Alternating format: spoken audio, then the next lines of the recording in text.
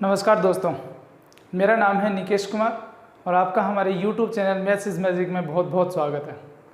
आज का जो लेक्चर है उसके अंदर हम देखेंगे वृत्तखंड। किसी भी वृत्त का वृत्तखंड क्या होता है, यानी सेगमेंट क्या होता है और उसका एरिया मतलब क्षेत्रफल कैसे फाइंड आउट करते हैं। आज हम समझेंगे इसके बारे में। देखिए, मैंने लिख रखा है वृत्तखंड। किसी भी वृत्त की जीवा होती है एक व्यास का एक रूप जो कि केंद्र से होकर ना गुजरे। देखिए, जो केंद्र से होकर गुजरता है उसको बोल देते हैं व्यास, और केंद्र से हट के वृत्त के किसी भी जगह से अगर वो गुजरे तो उसको बोलते हैं जीवा। जैसे कि मैंने ये लाइन खींच रखी है, ये वृत्त को दो भागों में विभाजित कर रही है, मतलब वो रेखा जो वृत्त के एक सिरे से दूसरे सिरे से जुड़ी हो और वृत्त को दो भागों में विभाजित करे वो जीवा कहलाती है। ठीक है, अगर केंद्र से गुजरे तो उसको व्यास बोल देते हैं। तो ये जो जीवा है ये वृत्त को दो भागों में विभाजित कर रही है, तो इन भागों को बोलते हैं वृत्तखंड, यानी वृत्त का एक खंड यानी वृत्त का भाग। ठीक है, देखिए जो छोटे वाला पार्ट है, मैं कहता हूँ यह अगर जीवा है तो इसका जो छोटे पार्ट है ये कहलाएगा लघु वृत्तखंड, और जो बड़े वाला पार्ट है वो कहलाता है दीर्घ वृत्तखंड, यानी माइनर सेगमेंट और मेजर सेगमेंट। मैंने आपको इसका फॉर्मूला बता देना है। ये फॉर्मूला जो है इसके अंदर सीधी वैल्यू पुट करनी है, वैल्यू रखनी है और आपको एरिया फाइंड आउट करना है, कुछ नहीं करना। जो भी क्वेश्चन आए उसके अंदर वृत्तखंड के बारे में बोलेगा, जैसे बोले सीधा फॉर्मूला लगा दीजिए। ठीक है, इसके अंदर जो थीटा जो दे रखा है वो थीटा क्या होगा वो देखिए। ये जो जीवा का दोनों पॉइंट हैं, इन दोनों पॉइंट को जब केंद्र से मिला देते हैं तो केंद्र के अंदर की ओर जो थीटा कोण बनाता है ये कहलाता है लघु वृत्तखंड का कोण। लघु वृत्तखंड जो है उसका कोण कहलाता है आंतरिक कोण। और अगर मैं कहूँ कि दीर्घ वृत्तखंड जो लेना है मेरे को, इसका कोण कौन सा होगा, तो मैं इस कोण को छोड़ करके 360 में से घटा दूंगा तो बाहर का जो कोण आएगा ये कोण कहलाएगा, मतलब दीर्घ वृत्तखंड का आंतरिक कोण थीटा कहलाएगा। ठीक है, समझ में आ गया। तो बस यही था वृत्तखंड के बारे में कि वृत्तखंड का ये भाग होता है, ये लघु है, ये ऊपर वाला दीर्घ है यानी ये माइनर, और ये मेजर सेगमेंट। ठीक है, ये फॉर्मूला देख लीजिए। लघु वृत्तखंड का फॉर्मूला होता है पाई आर स्क्वायर थीटा बटा 360, जो एक त्रिज्याखंड का क्षेत्रफल होता है। ये आया कहाँ से, देखिए मेरे को ये फाइंड आउट करना है। ठीक है, नीचे वाला तो एक वृत्त जो त्रिज्याखंड है वो क्या होता है, पिछली क्लास में पढ़ा था हमने। ये जाके नीचे से ये पूरा यहाँ से लेके यहाँ तक पूरा क्या होता है, त्रिज्याखंड होता है। लेकिन मेरे को सिर्फ क्या चाहिए, ये चाहिए, यानी त्रिज्याखंड में से मैं इस त्रिभुज का क्षेत्रफल घटा दूँ तो मेरे पास नीचे का क्षेत्रफल आ जाएगा, यानी पाई आर स्क्वायर थीटा बटा 360 तो इस त्रिज्याखंड का हो गया, माइनस इसका निकालूंगा मैं इस त्रिभुज का क्षेत्रफल, तो त्रिभुज का क्षेत्रफल होगा 1/2 आर स्क्वायर साइन थीटा। ये आपका प्रूफ आपकी बुक में दिया हुआ है, आपके एग्जाम में नहीं पूछा जाता इसलिए मैं नहीं करा रहा हूँ। बाकी बस आइडिया ले लीजिए आप। इस त्रिभुज का क्षेत्रफल एरिया जो होता है वो होता है ये, और ऐसे हम निकाल लेते हैं इस वृत्तखंड का। उसी तरह से दीर्घ वृत्तखंड है, उसका क्षेत्रफल निकलता है कि पूरे वृत्त का जो क्षेत्रफल है उसमें से अगर मैं लघु वृत्तखंड जो है उसको अगर हटा दूं, माइनस कर दूं, तो मेरा बड़े वाले का आ जाएगा। जैसे कि पाई आर स्क्वायर जो है इसमें से वृत्त के क्षेत्रफल में से मैंने लघु वृत्तखंड का क्षेत्रफल हटा दिया तो मेरा क्या आ गया, दीर्घ वृत्तखंड का क्षेत्रफल आ गया। आई थिंक तुम समझ गए होंगे। चलिए अब कुछ क्वेश्चंस करते हैं।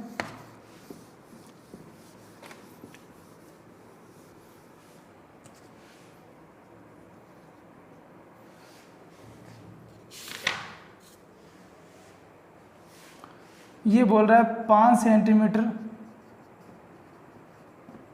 त्रिज्या वाले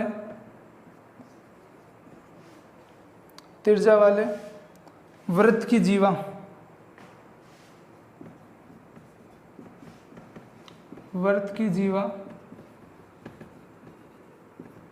वृत्त के केंद्र पर समकोण बनाती है।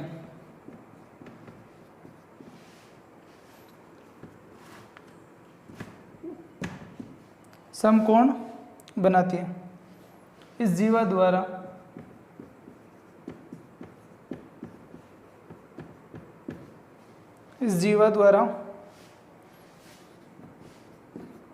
बने लघु वृत्तखंड का क्षेत्रफल ज्ञात करो। देखिए लघु वृत्तखंड का क्षेत्रफल पूछ रहा है, तो लघु वृत्तखंड का क्षेत्रफल, आपको डायग्राम तो समझ में आ गया होगा, फिर भी चलो बना लेते हैं। कोई वृत्त है, उसकी 5 सेंटीमीटर त्रिज्या है, उसकी 5 सेंटीमीटर कोई भी त्रिज्या मान लीजिए, ये आर जो है ये क्या है 5 सेंटीमीटर है। ये बोल रहा है त्रिज्या वाले वृत्त की किसी जीवा, वृत्त के केंद्र में, मान लीजिए मेरी ये कोई जीवा है जो कि वृत्त के केंद्र पर क्या बना रही है, ये भी 5 होगी, ये भी 5 होगी, केंद्र पर ये जो कोण है वो बना रही है 90 डिग्री। क्यों? क्योंकि ये बोल रहा है समकोण बनाती है 90 डिग्री। इस जीवा द्वारा बने लघु वृत्तखंड, यानी इसका क्षेत्रफल निकालना है मेरे को। तो मेरा क्या होगा, वृत्तखंड लिखूंगा मैं, वृत्तखंड इज इक्वल टू क्या होता है, पाई आर स्क्वायर थीटा बटा 360 minus 1/2 r square sine theta. अब देखिए इसके अंदर आपको पाई की वैल्यू पता कितनी होती है, 22/7, आर पता आपको 5 है, थीटा पता आपको 90 डिग्री है। तो क्या करना है, कुछ नहीं करना, बस लिख दीजिए पाई 22/7, आर कितनी होगी 5 × 5, थीटा कितना है 90, 360, 1/2, 5 × 5, साइन थीटा यानी साइन 90, साइन 90 की कितनी वैल्यू होती है 1 होती है। अब देखिए इसको सोल्व कर लीजिए, इसको आप काटोगे 0, 4, 2, 11। अब यहाँ से कॉमन क्या आता है, कॉमन आता है 5 × 5/2। अगर ये कॉमन आता है यहाँ से तो कितना बचेगा 11/7 - 1। अब इसको सोल्व कर लो, ये 7 उधर गया तो 11 में से 7 गया, 4/7 और इसको 2 से गुना। ऐसे करके आप इसका सॉल्यूशन निकाल सकते हो। तो बस ऐसे ही क्वेश्चन आते हैं कि आपको त्रिज्या मिलेगी, कोण जो है कई बार आपको ढूंढना पड़ेगा कि कौन सा हो सकता है, लघु वृत्तखंड पूछा है या दीर्घ पूछा है, तो उसके अंदर थीटा की वैल्यू फाइंड आउट कर लो। फिर उसके बाद में जो एरिया निकालना है उसके लिए फॉर्मूला बना हुआ है, फॉर्मूले में वैल्यू पुट करो, आंसर निकाल लो। बस आपको साइन की टेबल याद होनी चाहिए। अगर आपने मैंने पहली वीडियो नहीं देखी है तो मैंने प्लेलिस्ट बना रखी है, प्लेलिस्ट में जाइए, वहाँ पर मैंने सारे टॉपिक डाल रखे हैं। उसके अंदर trigonometry, trigonometry ratios and trigonometry identities, इस नाम से 3 प्लेलिस्ट हैं, उनके अंदर जाइए। उसके अंदर साइन थीटा वाली टेबल पूरी विस्तार से समझाई हुई है, तो उसके अंदर आपको वो टेबल याद कर लीजिए। आपको अगर ये वैल्यू सारी याद है तो बहुत अच्छा है, आपको कोई दिक्कत नहीं आएगी।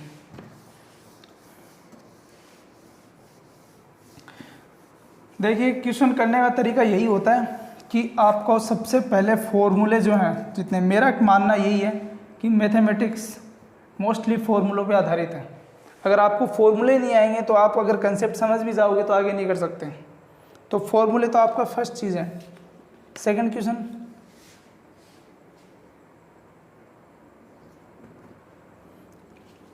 क्वेश्चन, देखिए ये बोल रहा है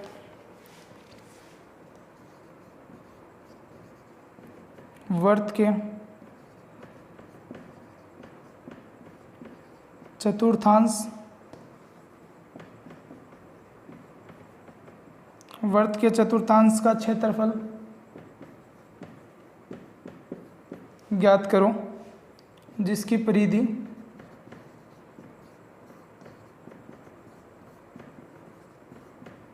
जिसकी परिधि 22 सेंटीमीटर है। देखिए इस क्वेश्चन में बोलता है कि वृत्त के चतुर्थांश का क्षेत्रफल ज्ञात करो जिसकी परिधि 22 सेंटीमीटर। अब आप पूछोगे चतुर्थांश क्या होता है। देखिए चतुर्थांश का मतलब होता है किसी भी वृत्त का चौथा भाग, यानी कोई भी वृत्त जो है, मैंने बनाया है वृत्त, इसका देखो बीच में से मैं काट सकता हूँ। अभी आधा भाग हो गया, ये आधा भाग हो गया। अब मैं कहूँ कि इस वृत्त का चौथा भाग क्या होगा, तो मैं क्या करूँगा, बीच में से एक जगह से और काट दूंगा। तो देखिए 1 भाग, 2 भाग, 3 भाग, 4 भाग, मतलब ये क्या हो गए, चतुर्थांश हो गए। वृत्त के 4 चतुर्थांश हैं, पहला, दूसरा, तीसरा, चौथा, 4 हो गए। तो किसी भी एक चतुर्थांश जो है उसका क्षेत्रफल ज्ञात करना है। मान लीजिए ये है, मुझे क्या करना है, इसका एरिया फाइंड आउट करना है। ये मान लीजिए ओ है, ये इसकी क्या होगी, रेडियस होगी, त्रिज्या होगी। इसकी त्रिज्या में नहीं दिया हुआ, कुछ भी नहीं दिया हुआ, क्या दिया हुआ है, सिर्फ परिधि दी हुई है। मतलब इस वृत्त की क्या क्या निकालना है, इस चतुर्थांश की क्षेत्रफल निकालना जिसकी परिधि 22 है। देखिए पहले मैं बोलूँगा कि वृत्त की परिधि कितनी होती है। पहले ये तो देखें वृत्त की परिधि क्या होती है। तो वृत्त की परिधि होती है 2πr, 2πr होती है। कहाँ से कहाँ तक? अगर मैं ये पॉइंट लूँ तो यहाँ से मैं नीचे ये चलूँगा, चलता जाऊँगा चलता जाऊँगा चलता जाऊँगा, यहाँ वापस आ जाऊँगा। तो ये क्या हुआ, मेरी पूरी वृत्त की परिधि हो गई, बाउंड्री हो गई। ठीक है, मैं कहूँ कि मुझे सिर्फ चतुर्थांश की परिधि निकालनी है, तो चतुर्थांश का मतलब यहाँ से लेके सिर्फ यहाँ तक यही होगा। अब देखिए कौन सा हिस्सा है, पहला हिस्सा, दूसरा हिस्सा, क्योंकि सारे इक्वल होंगे, पहला हिस्सा, दूसरा हिस्सा, फिर तीसरा हिस्सा, ये चौथा हिस्सा, मतलब पूरी परिधि का ये चौथा हिस्सा है ये बाउंड्री। ठीक है, तो क्या होगा, चतुर्थांश की परिधि, परिधि क्या होगी 2πr अपॉन 4, चौथा भाग। लेकिन अब आप एक काम कीजिए, इसको अलग से टुकड़े में तोड़ लीजिए। मान लीजिए ये आपका चतुर्थांश है, इसका एक पीस मैंने बाहर निकाल लिया। ठीक है, परिधि क्या होती है, मैंने आपको सिखाया था वृत्त की परिधि क्या होती है। परिधि का मतलब होता है बाहर की पूरी बाउंड्री, बाउंड्री जहाँ से आप किसी एक कॉर्नर से अगर खड़े हो तो वापस पूरी बाउंड्री को कवर करके पुनः उसी पे आ जाओ, वो होती है परिधि। देखिए अगर मैं यहाँ से चलता हूँ तो यहाँ से जाऊँगा तो यहाँ से वापस आके मैं आ जाऊँगा, तभी तो एक चक्कर मेरा पूरा कंप्लीट होगा, वही तो होती है परिधि। अगर मान लीजिए मेरी यहाँ से सिर्फ यहाँ तक, मतलब सिर्फ यही पार्ट होता, तो मैं इस सिरे से गया यहाँ तक गया, फिर वापस कहाँ से आता, परिधि कंप्लीट नहीं हुई।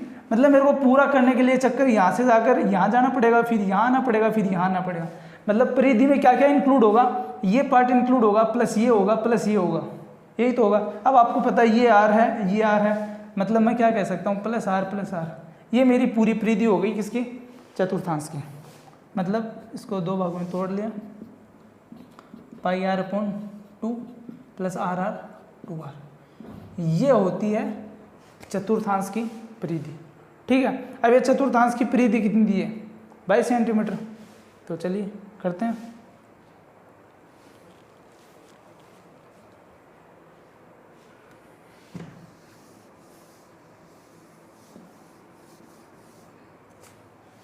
क्या है, πr बटा 2 प्लस 2r, कितनी दी हुई है 22। अब देखिए 22 है, पाई की वैल्यू पता है, मतलब r फाइंड आउट कर सकते हैं यहाँ से। चलिए πr प्लस 4r अपॉन 2, तो उधर जाएगा। अब देखिए यार r से कॉमन ले लूँ तो क्या आ जाएगा, r इजिकल टू क्या है 44 अपॉन 5 प्लस 4, ऐसे निकलता है। अब ये मेरी क्या निकल गई r को या तो इसको सोल्व कर लो तो 22 बटा 7, तो 22 बटा 7 उधर जाएगा अपॉन 7, तो ये 7 इधर आ जाएगा, तो क्या आया अपॉन 28, 30, 50, ये आंसर आ गया आपका। ये क्या आ गई, आर आ गई। समझ गए यहाँ तक, कोई डिफिकल्टी नहीं है। चलिए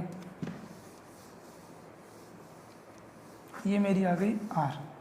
अब मेरे को निकालना है वृत्त के चतुर्थांश का क्षेत्रफल। देखिए वही बात पुनः करेंगे, वृत्त का क्षेत्रफल कितना होता है, वृत्त का क्षेत्रफल होता है πr²। ये क्या होता है, इसका क्षेत्रफल प्लस इसका प्लस इसका प्लस इसका, तभी तो बनेगा पूरा वृत्त, तभी उसका पूरा एरिया निकलेगा, मतलब ये होता है। तो इसका चतुर्थांश का क्षेत्रफल क्या फॉर्मूला होगा, चतुर्थांश को बोलते हैं क्वाड्रेंट।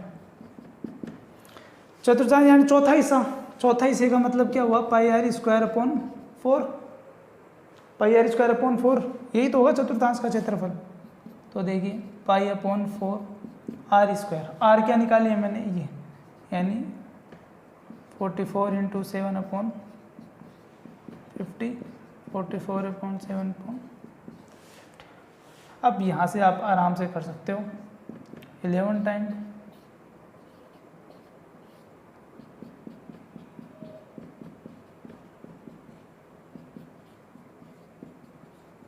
अब आप इसको सोल्व कर लो। 7 से 7 गया, और फिर आप इसको काट दीजिए, ये 25, ये 11 टाइम, फिर ये 25, फिर ये 11 टाइम, फिर आप इस तरह इसको सोल्व करके इसकी वैल्यू फाइंड आउट कर लेना। देखिए मैं आपको तरीका बता दूंगा, फॉर्मूला बता दूंगा, सब कुछ बता दूंगा, कैलकुलेशन आप अपने हिसाब से कर लेना, क्योंकि कैलकुलेशन में काफ़ी टाइम ख़राब होती है और मुझे इस तरह से याद भी नहीं है कि इसका आंसर डायरेक्ट क्या आएगा। तो आप सॉल्यूशन बता दिया, आप इसको सोल्व करके कैसे भी काट पीट के आंसर निकाल लेना। ये अपना क्वेश्चन है, और इस तरह से कोई भी क्वेश्चन आए तो आप इसको सोल्व करना। समझ गए? कोई भी क्वेश्चन हार्ड नहीं है, बहुत आसान क्वेश्चन है, आप कर सकते हो।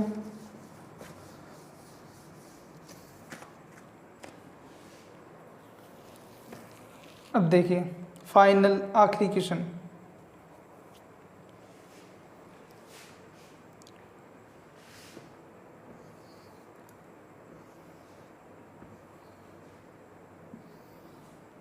ये मेरा कोई आयत है, ये लंबाई है मेरी 10 सेंटीमीटर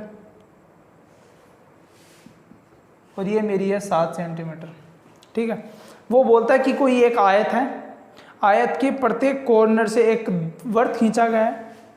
मान लीजिए ये कोई वृत्त है, मान लीजिए ये कोई वृत्त है,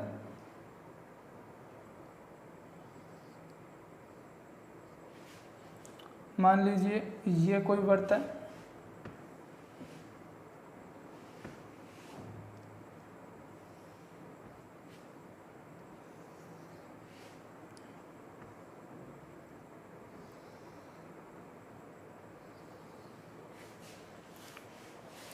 इस तरह से कोई भी वृत्त है। चलिए ये इसको मैं ये कह दूं कि इसके अंदर जो डायग्राम दे रखा है उसके हिसाब से मिला नहीं रहा, मुझे लगा मिला रखा है। ये बोलता है कि अपने स्तर पे कोई भी एक वृत्त है ऐसा,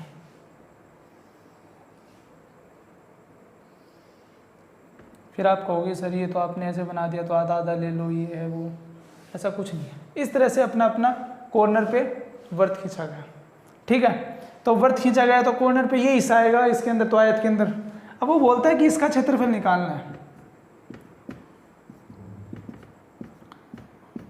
हमें निकालना है इसका क्षेत्रफल।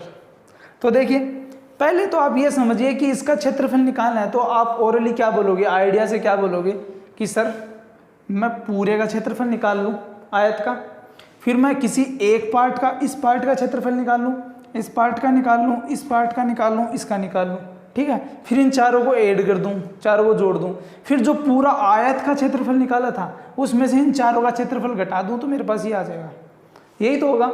अब देखिए अगर मेरे पास ये डायग्राम जो मैंने बना रखा है, अगर इसका सीधा फॉर्मूला पता होता तो मैं सीधा फॉर्मूला इसके अंदर लगा देता, सीधा फॉर्मूला लगा कि इसका क्षेत्रफल निकाल लेता। मतलब ये तो मैं निकाल नहीं सकता, तो मुझे पहले इनके क्षेत्रफल निकालने पड़ेंगे और फिर पूरा आयत का निकालना पड़ेगा। आयत में से चारों घटाऊंगा तभी तो इसका आएगा। तो देखिए और क्या क्या चीज़ दे रखी है, इसकी भुजा कितनी दे रखी है। मान लीजिए मेरा ए है, ये है B C D, A B दे रखा है 10 सेंटीमीटर और ए डी जो है मतलब 7 सेंटीमीटर। ये तो आपस में बराबर होंगी, ये इसके बराबर है, ये इसके बराबर है। तो आयत का क्षेत्रफल क्या होता है,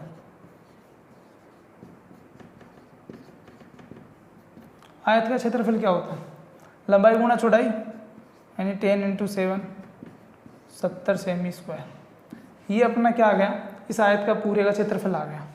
अब उसके अंदर आपको और क्या दिया हुआ है,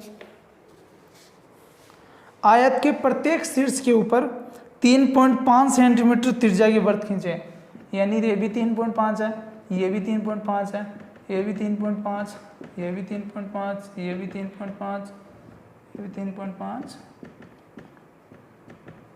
मतलब ये ऐसे है कि इनकी एक तरीके से चतुर्थांश हो गए, चौथा हिस्सा हो गया, और इनकी त्रिज्या दे रखी है आपको 3.5 सेंटीमीटर। वृत्त खींचेंगे, छायांकित भाग का क्षेत्रफल हमें फाइंड आउट करना।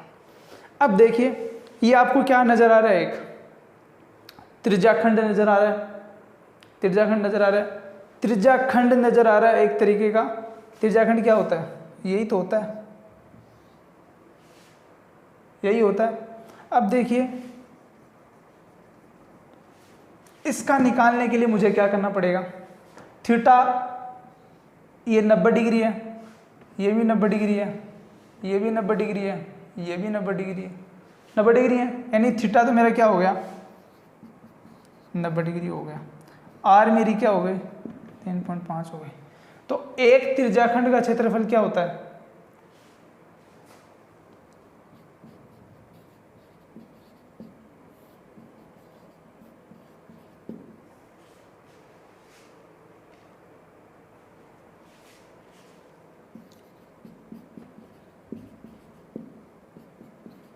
पाई आर स्क्वायर थीटा बटा 360 पाई आर स्क्वायर, पाई कितना है 22/7 आर स्क्वायर। अब देखिए आर थीटा कितना है, ये एक तरीके का चतुर्थांश मान लीजिए या त्रिज्याखंड मान लीजिए, एक ही बात है।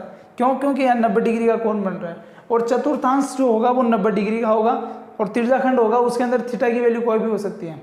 चतुर्थांश मतलब वृत्त का चौथा हिस्सा, यानी वृत्त का केंद्र के ऊपर 360 डिग्री का कोण बनाता है, इसलिए उसका चौथा हिस्सा मतलब 90 डिग्री का कोण आएगा। ठीक है, वो होगा चतुर्थांश। लेकिन त्रिज्याखंड जो है उसके अंदर थीटा कुछ भी हो सकता है, तो या तो आप इसको वृत्तखंड मान लीजिए या त्रिज्याखंड, क्योंकि दोनों से वैल्यू सेम आएगी। क्यों? क्योंकि देखिए ये त्रिज्याखंड का फॉर्मूला होता है, थीटा यहाँ पर 90 डिग्री है, तो अगर मैं यहाँ पे 90 रखूँ, यहाँ पे क्या रखूँ 90 रखूँ, पाई आर स्क्वायर 90/360 तो क्या आया 4, यानी पाई आर स्क्वायर अपॉन 4। जबकि अभी पहले वाले क्वेश्चन के अंदर चतुर्थांश का क्षेत्रफल हमने क्या निकाला था कि पूरे वृत्त का क्षेत्रफल और उसका चौथा हिस्सा, यानी पाई आर स्क्वायर अपॉन 4। तो दोनों का सेम मतलब हुआ, कोई चेंजमेंट नहीं हुआ। तो उसी तरह पाई की वैल्यू आ गई 22/7 आर स्क्वायर, आर कितना है 3.5 इंटू 3.5 और नीचे 4। ये आ गया मेरा त्रिज्याखंड का क्षेत्रफल, यानी एक त्रिज्याखंड का क्षेत्रफल। अब मैं कहूँ कि चारों का त्रिज्याखंड का क्षेत्रफल सेम होगा, क्योंकि इनकी त्रिज्याएं सेम है, इनके कोण सेम है, तो मतलब चारों सेम होंगे। तो मैं चारों को अलग अलग निकालने की बजाय मैं 4 से गुणा कर दूंगा तो चारों का एक साथ आ जाएगा। मतलब मैंने इसको 4 से गुणा कर दिया, 4 से गुणा का मतलब इसको मैंने 4 से गुणा कर दिया, 4 से 4 कट गया, मतलब ये जो आया है क्षेत्रफल, ये इन चारों का क्षेत्रफल आ गया। आई बात समझ में? चलिए अब देखिए, अब छायांकित भाग का क्षेत्रफल क्या होगा, छायांकित भाग का क्षेत्रफल जो होगा वो क्या होगा, इज इक्वल टू आयत का क्षेत्रफल माइनस 4 गुणा त्रिज्याखंड का क्षेत्रफल।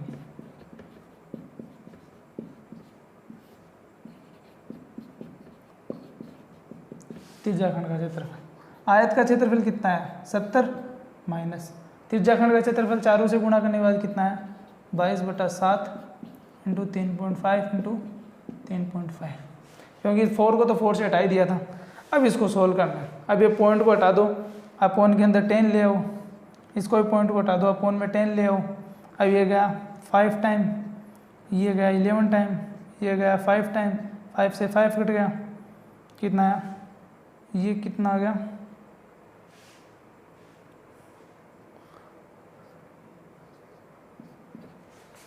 तो आप इसको क्या लिखोगे 2। आप इसको अच्छे से सोल्व कर लेना। आयत, ये जो है आयत का क्षेत्रफल, उसमें से हमें क्या करना है माइनस करना है, कहीं आप गलती ना कर दो, बस इसको देख लेना आराम से कि किसको करने से क्या आ रहा है, फिर जो भी आए वो आपका आंसर होगा। आई बात समझ में? यानी किसी भी डायग्राम का आपको क्षेत्रफल निकालना है तो आप ये सोचिए कि किस में से क्या माइनस करना है, किसको प्लस करना है और किस से वो डायग्राम बन रहा है। मतलब इस पूरे अगर क्षेत्रफल में से मैं इनका क्षेत्रफल अगर हटा दूं तो मेरा क्या आ जाएगा, बीच वाले का क्षेत्रफल आ जाएगा। तो ये था आज का हमारा लेक्चर, जिसके हमने क्या पढ़ा, वृत्तखंड।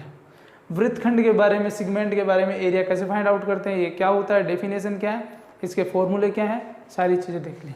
आई होप कि आपको अच्छे समझ में आया होगा। फिर भी नहीं आया तो कमेंट करके बता दीजिए, और अगर आपको अच्छा लगा ये वीडियो तो अपने दोस्तों के साथ शेयर कीजिए, लाइक कीजिए, और हमारे चैनल को अभी तक सब्सक्राइब नहीं किया है तो सब्सक्राइब कीजिए। Thank you so much. मिलते हैं जल्दी अगली नई वीडियो में।